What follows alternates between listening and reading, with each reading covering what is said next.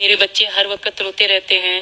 उनकी आंखों में बस एक ही फरियाद होती है, पापा को इंडिया बुलाओ, पापा को इंडिया बुलाओ, या फिर हमें भारत से पाकिस्तान ले जाओ।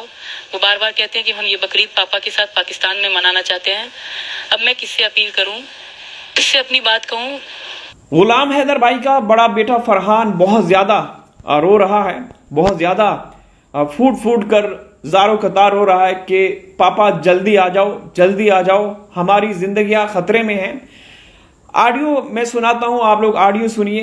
ये ऑडियो वायरल हो रही है, सीमा की ऑडियो है। सीमा खुद कह रही है कि मेरे बच्चे बहुत ज्यादा परेशान हैं, अपने पिता गुलाम हैदर की फोटो सीने से लगा के बातें करते रहते हैं, बहुत ज्यादा फिक्रमंद है, चिंता में है। गुलाम हैदर भाई का बड़ा बेटा फरहान खान बल्लोच, जो कि नाबालिग है लेकिन समझदार बाशऊर है, उसको अंदाजा हो चुका है कि अब भारत में रहना खतरे से खाली नहीं। जिस तरह का एक माहौल बना हुआ है दोनों देशों के बीच में, जो तनाव है, तो इस दौरान अब उन बच्चों को भी खतरा लाहक हो चुका है। अब वो बच्चे भी खतरा महसूस कर रहे हैं। ये ऑडियो सुनिए, मैं आप लोगों को ऑडियो सुनाता हूं दोस्तों। सीमा की ऑडियो वायरल हो रही है, इसमें वो खुद कह रही है कि बच्चे बहुत ज्यादा परेशान हैं। फरहान खान फूट फूट कर रोता है, ज़ारो कतार रोता है। ये सुने हैं, उनकी आंखों में बस एक, मेरे बच्चे हर वक्त रोते रहते हैं। उनकी आंखों में बस एक ही फरियाद होती है, पापा को इंडिया बुलाओ, पापा को इंडिया बुलाओ, या फिर हमें भारत से पाकिस्तान ले जाओ। वो बार बार कहते हैं कि हम ये बकरीद पापा के साथ पाकिस्तान में मनाना चाहते हैं। अब मैं किससे अपील करूं, किससे अपनी बात कहूं? यहाँ तो कोई सुनने वाला ही नहीं है। फरहान हर वक्त फूट फूट कर रोता है। वो हैदर को बहुत याद करता है, हर रोज उसकी तस्वीरें देखता है और बस यही पूछता है, पापा कब आएंगे, पापा कब आएंगे। फरहान खान रोता रहता है, ज़ारो कतार रोता है, टूट टूट कर रोता है कि पापा कब आएंगे, कब आएंगे पापा। ये बकरा ईद वो पाकिस्तान में अपने वालिद के साथ, अपने पिता के साथ मनाना चाहते हैं। गुलाम हैदर भाई को भी आप लोगों ने रात को लाइव देखा होगा, जिस तरीके से वो कुछ ऐसे लोगों की धुलाई कर रहे हैं जो शुरू में तो हैदर भाई के साथ थे, लेकिन अंदर खाने वो शुरू से हैदर भाई के खिलाफ थे।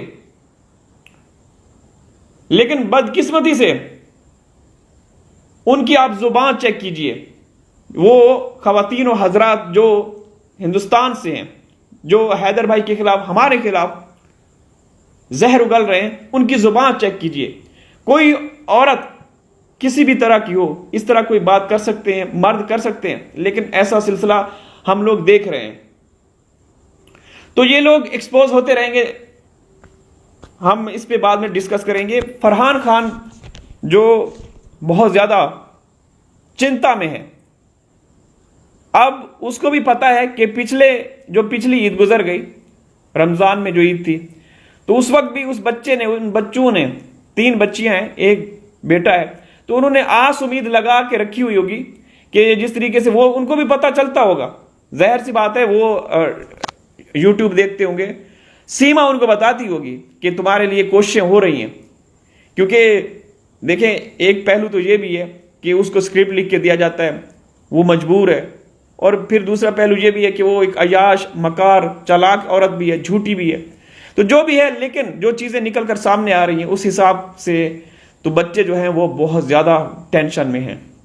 आप अंदाजा लगाएं, जिस तरीके से रात को हैदर भाई ने एपीसी की भी छितरोल की, वो दगड़ दल्ला जो शुरू से निर्भया केस के वक्त से इस तरह का गलीज शैतान बनकर सामने आया, तो आप अंदाजा लगाएं कि हमारे बच्चे उस जैसे गंदे, गलीज, मकार, अयार और बेकार शख्स के चुंगल में हैं। उस शख्स ने बच्चों के ऊपर कब्जा किया हुआ है।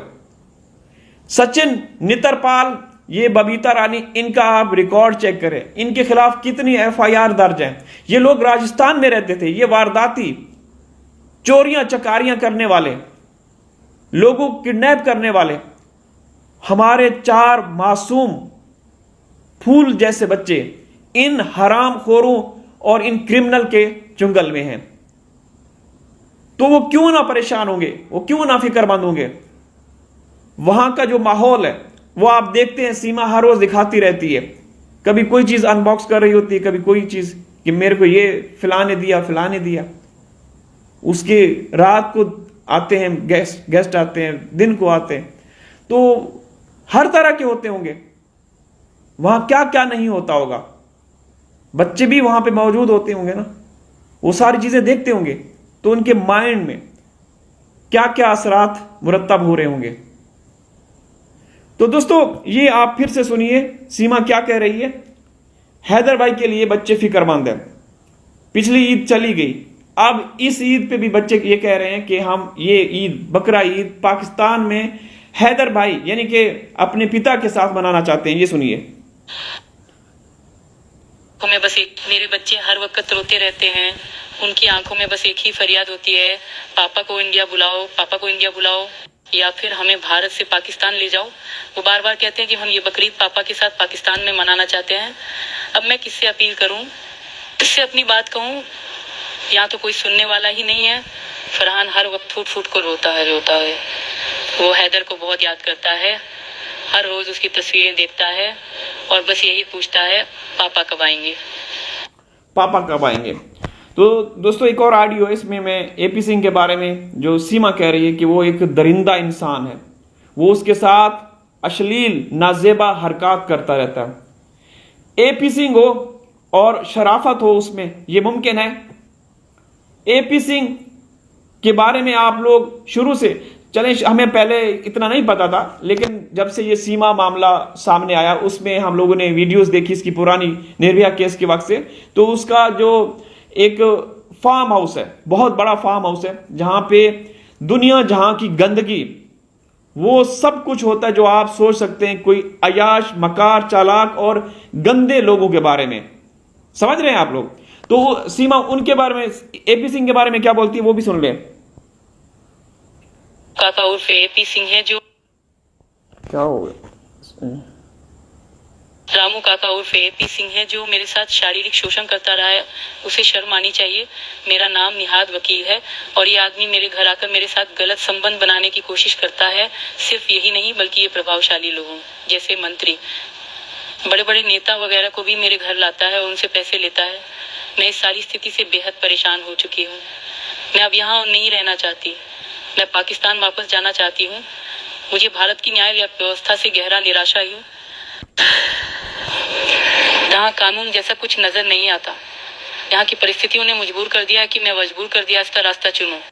तो दोस्तों ये एपी सिंह के बारे में जो वो कहता है कि मेरी बहन है, और आपने कई मर्तबा ये भी सुना होगा, देखा होगा, जो उसके सीमा से सवालों जवाब ये करते रहे, जिसमें मनोज मस्ताना है जिसकी बेटी भागी हुई है, वो भी इसी ग्रुप का हिस्सा है। बिल्कुल गलीज गंदे लोगों का एक आप कह सकते हैं ग्रोह है। तो सेम सेक्स के बारे में, सेम सेक्स मैरिज के बारे में सीमा से पूछा गया, एपी सिंह हंस रहा था।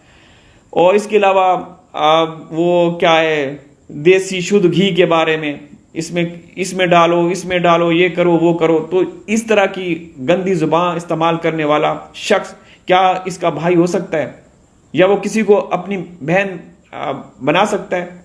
वो एक गंदा गलीज और कमीना इंसान है, सुअर की औलाद जिसको कहते हैं। इसकी बहन बेटियां सारा वो चकला चलाने वाली हैं। तो बदकिस्मती से जो इसके सपोर्टर हैं वो भी अब आहिस्ता आहिस्ता सामने आ रहे हैं, ठीक है ना, वो भी आप लोग देख रहे होंगे। तो भाई ये शुरू से जो लोग अब निकल कर सामने आ रहे हैं हैदर भाई के खिलाफ है, तो हैदर भाई ने तो उनकी इतनी छितरोल की, रात को इतनी छितरोल की कि मैं आपको क्या बताऊं, आप लोगों ने देख ली होगी, ठीक है। तो हमें भी बोलना आता है, हमारे पास भी अगर कोई एक बोलता है, एक गाली देता है तो हम 10 दे सकते हैं, हमारे पास भी जुबान है ना, हम भी कर सकते हैं। लेकिन ज़र्फ और ज़मीर की बात है, ज़र्फ और ज़मीर की बात है। हम किसी के वो नहीं करते, लेकिन कुछ लोगों को थोड़ा सा ख्याल करना चाहिए कि उनको हमने पलकों पे बिठाया, और आज वो झूठ प्रोपेगेंडा जो कर रहे हैं ना, उनकी शक्लें देखें बस। अच्छा, जो भी हैदर भाई के खिलाफ हुआ ना, अल्लाह ने पहले से ही उनके चेहरों पे लानत बरसा रखी है, ठीक है। तो दोस्तों हैदर भाई के जो बच्चे हैं वो बहुत ज़्यादा खतरे में हैं। उनकी हैदर भाई की भी टेंशन बढ़ गई है जब से ये युद्ध का आगाज़ हुआ था, और फिर मामला तो अब आहिस्ता आहिस्ता नॉर्मल हो रहे हैं, लेकिन सरफिरे बहुत होते हैं। और ऐसी जैसे एक बंदा गुजरात से आकर सीमा के घर में घुसकर हमला किया था, तो बच्चों के साथ कुछ भी हो सकता है। तो आप किससे गुहार लगाएं? बस हम यहां से बैठ के ये चीजें बता सकते हैं, दिखा सकते हैं। अल्लाह हाफिज।